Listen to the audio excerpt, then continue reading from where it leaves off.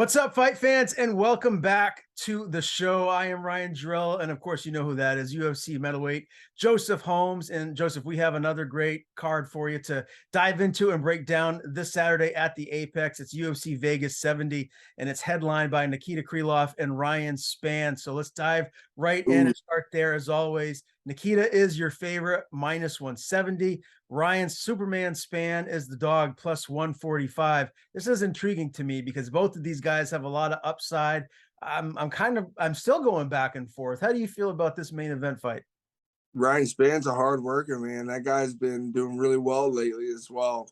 Kind of coming back from a few losses he had earlier on in his UFC career. But Nikita's a scary guy as well, man. He has some awesome looking kicks. He's timing combinations. Plus, he kind of has the little backing of the UFC right now. They're kind of pushing him out. I saw. So this is actually a really interesting fight. Yeah, and with Spann, he had that big win over Dominic Reyes most recently, and that was in the first round. And he got Ian Cutelaba out of there, but before that, so a couple of big wins right there.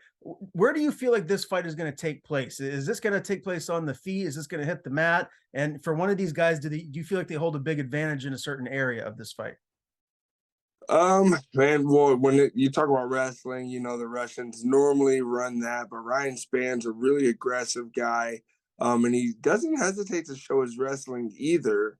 But he's been having some heavy hands lately and some really tricky timing punches and right hand setups I've seen out of him. So I think you'll see a lot of stuff like that coming from Ryan early on, a lot of straight punches down the middle, try and get Nikita to open up because I'm pretty sure Nikita's going to come out with a heavy defense, trying to counter strike off Ryan straights and look for some of those heavy kicks that he's landed in his last few fights. That got the finish for him. So, Ultimately, where are you leaning? How do you see this fight ending? oh man, I see Ryan dropping him in the second round, In the getting second. him out. Okay, so you're going with the dog, Ryan Superman Spann. I love it. Yeah. I like my man Ryan, and he's out here in Dallas, baby. You know we represent. Okay, fair enough. Let's move to the co-main event. I can't wait for this one. Andre Muniz, Brendan Allen. Andre is the favorite, minus 230. Brendan Allen plus 195. And this one's tough for me because I've been interviewing Brendan Allen for a long time, way before he even made it into the UFC. So I'm rooting for him to get this win. I'm just going to be totally transparent there. But I think he can. I really do. I truly believe that he can get this win. Obviously, we know how good Muniz is on the ground. My question for you is, do you think if this hits the ground, Brendan Allen's in big trouble, or do you think he'll be able to hold his own on the ground? I know he'll be able to hold his own on the ground. Brendan Allen has great wrestling. He's submitted some high level guys. Didn't he submit Holland?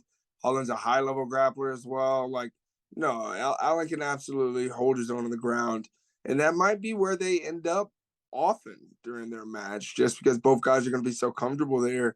I don't see them stuffing any of each other's takedowns. So maybe we see a grappling match out of this fight and it ends up not so exciting. But I know Brendan Allen's a winner and I feel he could pull off the win. So Brendan's on a 3-fight winning streak. Christoph Jocko, most recently, Jacob Malkoon, Sam Alvey before that. And as you mentioned, he finished Kevin Holland back in the day as well. Do you feel like this is his toughest test, or do you feel like he's been in there with guys as difficult to figure out as Andre Muniz is? Yeah, no, I don't think Muniz could be considered his toughest test. He's had a lot of fights. That guy has a lot of experience, Brendan Allen. But it could be an important fight for his career for sure. That could push him over to the next level because he's been in a while. I think he's been in what 6 fights or so, and he should have a bigger name. But I know who he is, and I think he can pull it off for sure. All right, so you're going with Brendan Allen to get the win. I am Yeah. as well. So small underdog pick right there for Brendan Allen and your co-main event. Now the heavyweights, Dontel Mays and Augusto Sakai. That's the next one to dive into, and this is very, very close. Dontel Mays, small underdog, plus 115. Augusto Sakai, minus 135. Which way are you leaning here, Joseph?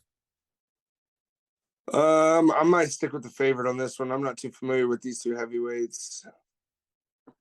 Okay, so you're going to stick with Augusto Sakai. Yeah. I mean, he's 15-5-1, the Brazilian. Dontel Mays is 9-4. So when you just look right there at their records, you can see why Augusto is favored, but it's still pretty close. And I know Mays has got a lot of power. And this is a huge fight for Augusto Sakai because he's on a pretty big skid. He's got losses to Sergey Spivak, Tai Tuivasa, Rosenstrike, Overeem before that. So 4 losses in a row. He needs to get this win. And with Dontel Mays, yeah, you look at his record, he's coming off a no contest most recently at UFC 277, 2 wins before that. So both of them are kind of going in different directions. It'll be interesting to see how this fight turns out. Do you feel like with someone like Sakai, who has lost 4 in a row, it's just going to obviously add a lot more pressure on him, not to maybe just win, but to win impressively? Oh, for sure. It's definitely going to add pressure as far as like getting in there and trying not to make any mistakes. But how can you not make any mistakes in there? So, man, best of luck to him, dude. He has a tough match ahead of him. That's for sure. No doubt. Now, this next fight is actually the biggest discrepancy as far as odds go on the whole card. Tatiana Suarez is back in action, a -800 favorite over Montana de la Rosa, +550 dog. Is there a whole lot to say here about this one, Joseph, or do you just feel like this is Suarez's fight to win? The disrespect, bro. Montana is a Dallas. She's from, or not Dallas necessarily, but she's from Texas too, man. You don't disrespect us Texans like that. You Okay, don't. so you think this is going to be a lot closer than the odds say? I hope we shit on y'all. Fuck y'all. This is my first time I'm gonna say fucking fire. Fuck Tatiana. No, no, not for. But man, I think that people from Texas work a lot harder than that. We deserve a lot more than that. So hopefully we get one of those put some respect on our name type of moments right here. Do you feel like this is stylistically a difficult fight for her, though? I mean, Montana's a heavy grappler and tricky grappler at that, and she has a lot of experience, man. Doesn't Tatiana grapple a bunch as well? I mean, I think that we could definitely hang our own, stand our own. So I don't know, bro. I don't know about the upset, but I know that we ain't about to. It ain't no guarantee win. You ain't about to walk in there and just shit on us. You know what I'm saying? I say us because she's from Texas, so we're all. All Texans stand together. Okay, so Man, you're clearly going with Montana de la Rosa to pull an upset here. I just think this is really tough for her. When you just look at stylistically, Tatiana Suarez is I think a difficult matchup. So I am going with the heavy favorite. I don't necessarily know that -800 makes a lot of sense, and I definitely wouldn't bet on this fight because you're not going to win a whole lot of money unless you bet on Montana and she pulls out the upset there. Let's keep it moving. This time to the welterweight division. Mike Malott, Johan Lainez. Johan +180 dog, and Mike Malott is the favorite -210. This is interesting to me because Johan's got a lot of power, and we've seen that in previous fights. He's been up against more difficult competition since he's gotten to the UFC, obviously. But this is a really interesting test because both of them are Canadians, both of them are well-rounded, and they both have a lot of power. Do you feel like you're leaning one way or the other here in this welterweight bout? no, I think this is a good test for both guys. I would probably lean with the favorite as well on this, though. You're going Mike Malott. Yeah, I'm going Malott on this one. Is there a reason why? Do you feel like he's going to be able to just get the better of him on the feet? Yeah, I mean, yeah, I think he could be better on the feet, but he's just feel like he's in the better position with coming off his previous win, and I just think he's in the better position to just handle this one. So All right, really close records. Mike Malott is 8-1-1. Johan Lainez 9-1. So I'm really intrigued about this fight. I would stay away from it from a betting aspect. I'm just going to be honest. I think it's a coin flip. It could really go either way.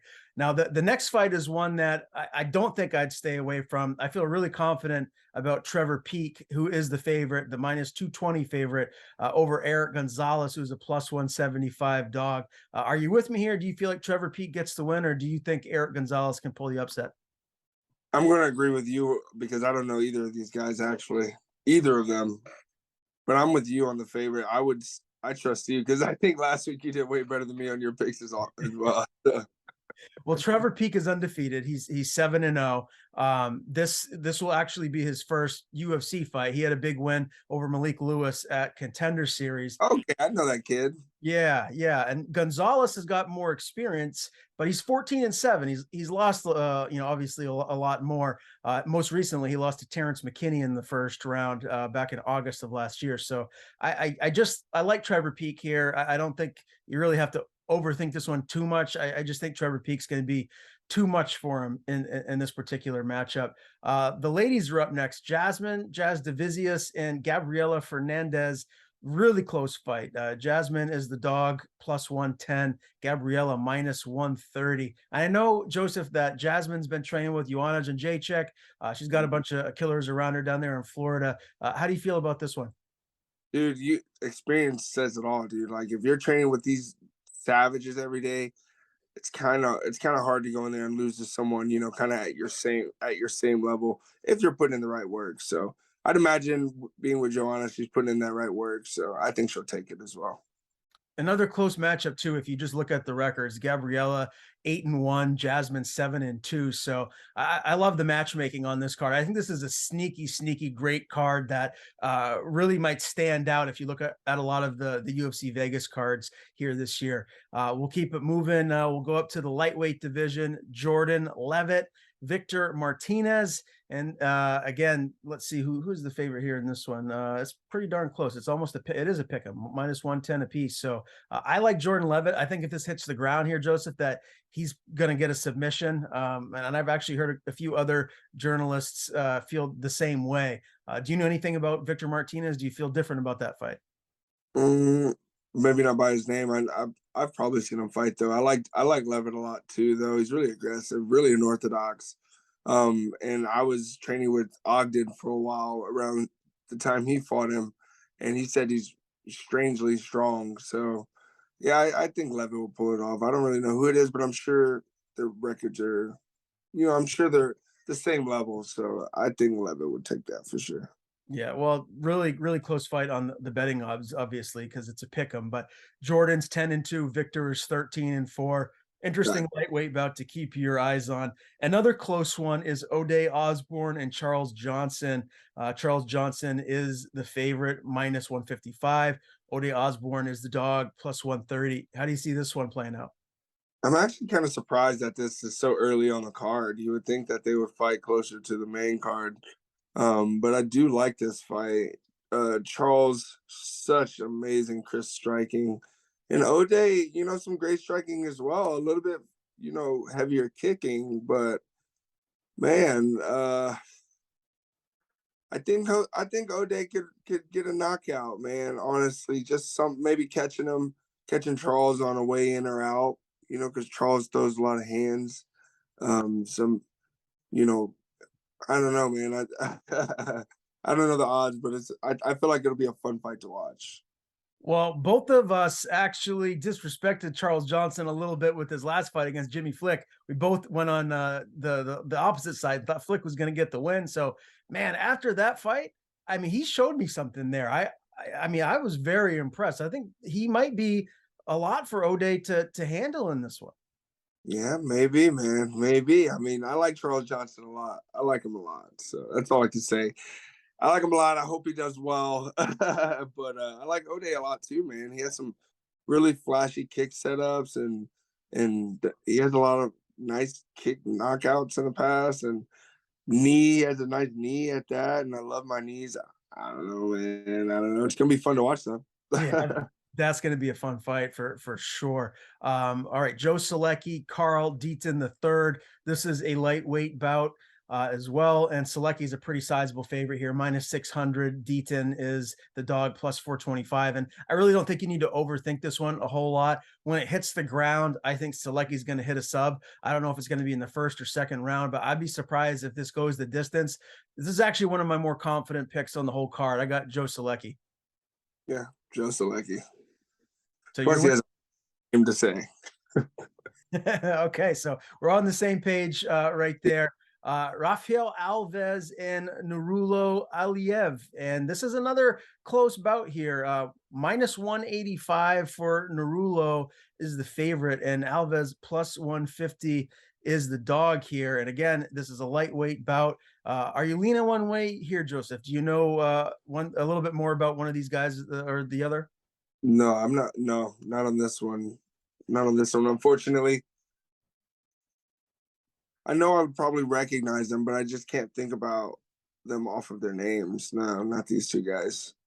Okay. Well, so you'd stay away from this one, obviously, from a betting perspective, but really close fight here. Aliev is undefeated. He's 8-0, but Alves, just a ton of more experience than Narulo. He's 20-11. So this, could be the toughest fight for Narulo in his career, so young into it.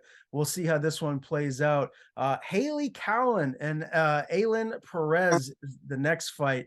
And this one is another really close one as far as the odds go. Haley Cowan minus 125, Perez plus 105. How you leaning here? I feel like we're going to be on the same page with this one as well. I don't know. I love Haley Cowan. She is so sweet. I'd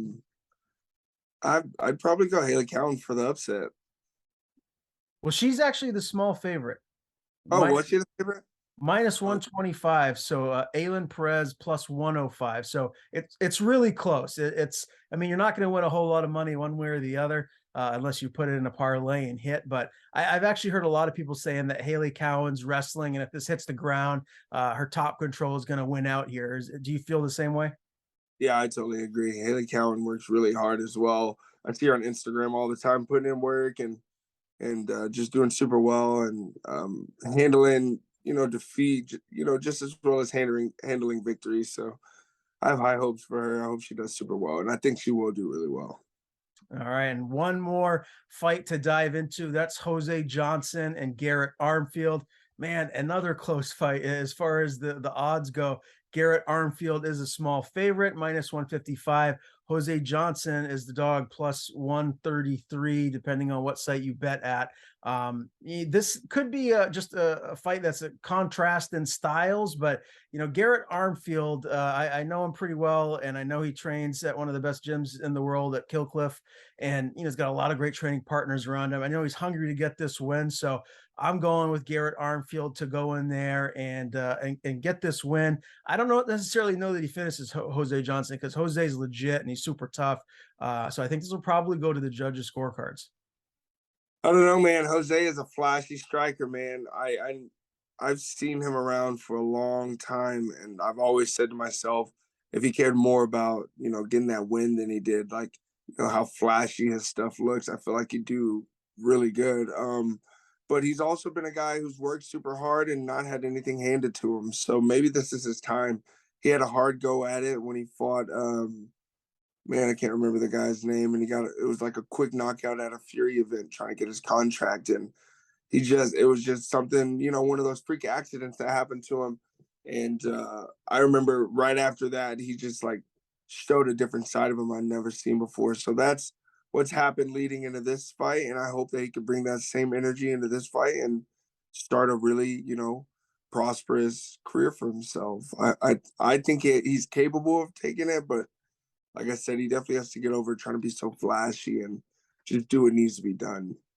Yeah, I mean, when you look at who he's fought, he's been in there with some legit competition. I mean, all the way back in 2020, he had a UD loss to Ronnie Lawrence at Contender Series. Then he went on to beat Dre Miley. He lost to Mana Martinez at Fury FC 46. I don't know if that was the fight you were talking about, but then he went on to beat Mo Miller, who we've seen at Contender Series as well. So this guy's been in there with a lot of legit competition. Yeah, yeah. So I don't know. I think it could be his time. But again, he just has to get over some of those things. But we all have things we need to work past. But yeah, I think that he could pull this off for sure. I hope he could pull it off. All right. Well, that does it. We went through all the fights and actually record time. This is probably the quickest show that we've had thus far. Real quick, before we do sign off, Joseph, give me a parlay. Look at the fight card here. Is there a couple of fights that stand out to you that you feel really confident about? Yeah, yeah. I'm gonna go with a really risky parlay here, but I'm gonna go with my fellow Texans on this one, man. I got my man Jose Johnson. I got Montana. I got Haley Cohen, and I got my man Ryan Spann. Let's go. Whew. Man, I'll tell you what, that would win some serious money. I don't have my parlay calculator in front of me, but trust me when I tell you, if you hit on that parlay, obviously you can't hit on it, Joseph, because you're an active UFC fighter. But if anyone else out there watching wants to take advantage of your suggestion and they hit, they could be a rich individual. Yes, sir. Hit me up on Twitter, Ugly Man Joe Gaming.